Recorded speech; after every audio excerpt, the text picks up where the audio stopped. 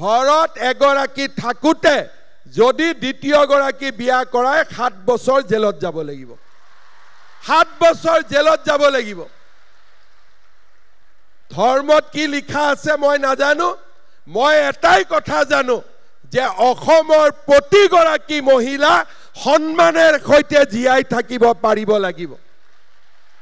অন্তত মই মুখ্যমন্ত্ৰী থকা অৱস্থাত এগৰাকী ঘৰত ঘৈণীয়েক থাকুতে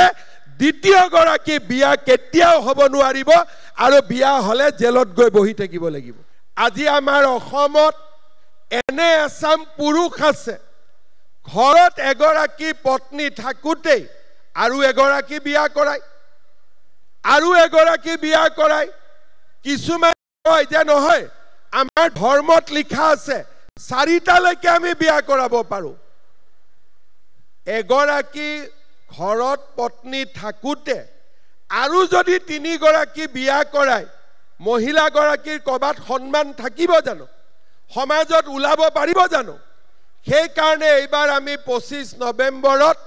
বিধানসভাত নতুন আইন আনি আছো ঘৰত এগৰাকী থাকুতে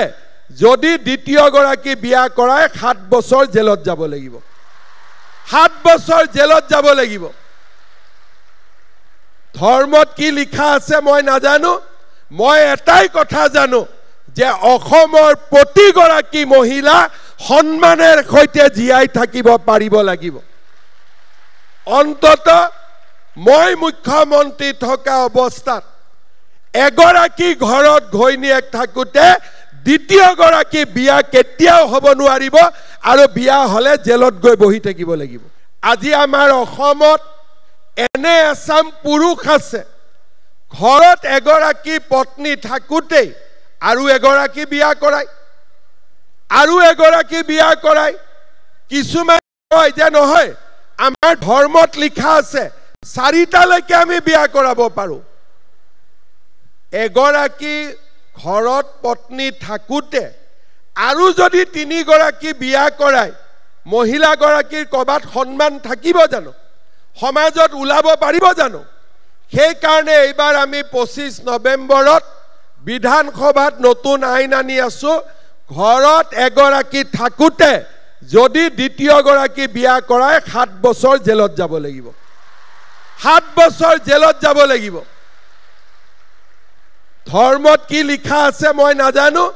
মই এটাই কথা জানো যে অসমৰ প্ৰতিগৰাকী মহিলা সন্মানৰ সৈতে জীয়াই থাকিব পাৰিব লাগিব অন্তত মই মুখ্যমন্ত্ৰী থকা অৱস্থাত এগৰাকী ঘৰত ঘৈণীয়েক থাকুতে দ্বিতীয় গৰাকী বিয়া কেতিয়াও হ'ব নোৱাৰিব আৰু বিয়া হলে জেলত গৈ বহি থাকিব লাগিব আজি আমাৰ অসমত এনে এছাম পুৰুষ আছে ঘৰত এগৰাকী পত্নী থাকুতে আৰু এগৰাকী বিয়া কৰায় কিছুমান কয় যে নহয় আমাৰ ধৰ্মত লিখা আছে 4টালৈকে আমি বিয়া কৰাব পাৰো এগৰাকী